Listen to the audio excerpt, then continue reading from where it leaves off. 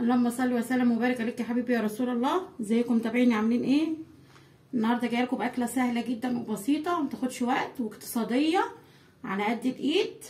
طبعا زي ما حضراتكم شايفين في الكاميرا كده العدس الاصفر على الرز. عرفت طبعا حبايبي، عرفتوا هو ايه انا هعمل ايه النهارده. احنا هنا بنقول عليه الكشري الاصفر او العدس الاصفر على الرز، انما هو اسمه الكشري الاسكندراني او الكشري الدمياطي. وهنعمل جنبه بتنجان محدق او بتنجان مخلل. فانا قليته قبل ما اطلع معاكم وعملت له الدقه، طبعا عارفينها، توم وفلفل احمر وملح وكمون وليمون وخل ورشيتها عليها. معايا للكشري هنا حاطه رز على العدس اصفر، ومعايا بصلايه مبشوره، ومعايا ملح، واساس الكشري ده الكمون برضو، ومعايا يعني حاجه بسيطه زعفران عشان اقفل اللون الصفار شويه زياده زي ما عملت معاكم في شوربه العدس، ومكعب مرق.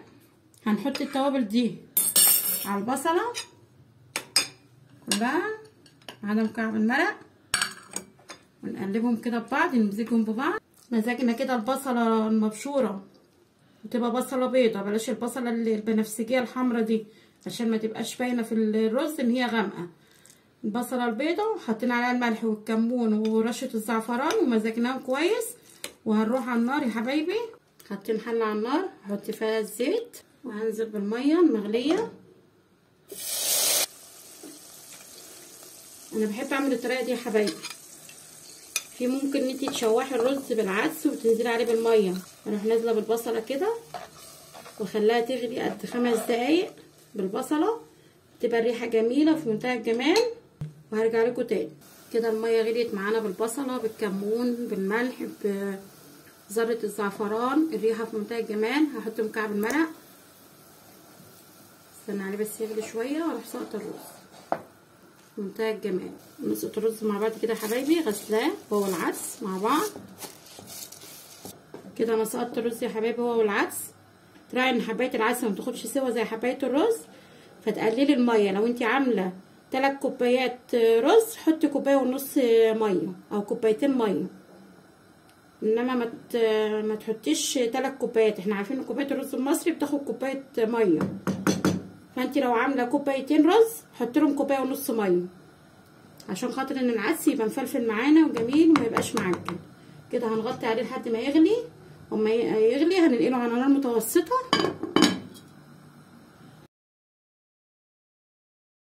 هنعمل بقى الصلصه يا حبايبي جنب الرز الاسكندراني.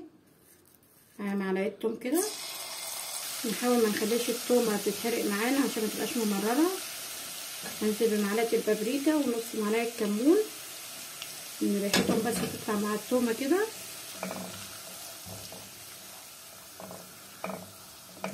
هننزل بالطماطم بقى اللي معانا. بما ان البيض غالي يا حبايبي اليومين دول، البيضه ب4 جنيه، فاحنا قلنا نعمل شويه صلصه جنب شويه الرز مع البتنجانه اللي احنا محدقينها، وهتبقى اكله في منتهى الجمال واقتصاديه وعلى قد الايد. والرز اصلا بالعدس الاصفر ده في الشتاء بيبقى طعمه جميل. هنسيب الطماطم بقى تتسبك معانا ونبقى نحط لها الملح. انا هحط لها بس دلوقتي معلقه السكر عشان ما تعملناش حموضه. كده حطينا السكر وهنسيبها بقى تتسبك معانا وارجع لكم تاني ان شاء الله. كده عملنا الكشري الاسكندراني يا حبايبي معانا. شايفين حبايه الرز مفلفله ازاي؟ يا رب النهارده يكون الاكل بتاع النهارده عجبكم ان شاء الله. ممكن تحمري بطاطس جنب منه، ممكن سلطه، لان البيض غالي اليومين دول يا جماعه، ففي حاجات كتير بديله للبيض. ان شاء الله يكون الوصفه النهارده عجبتكم. ان عجبكم الفيديو متنسوش تعملوا لايك وشير واشتراك في القناه، واشوفكم في فيديو جديد.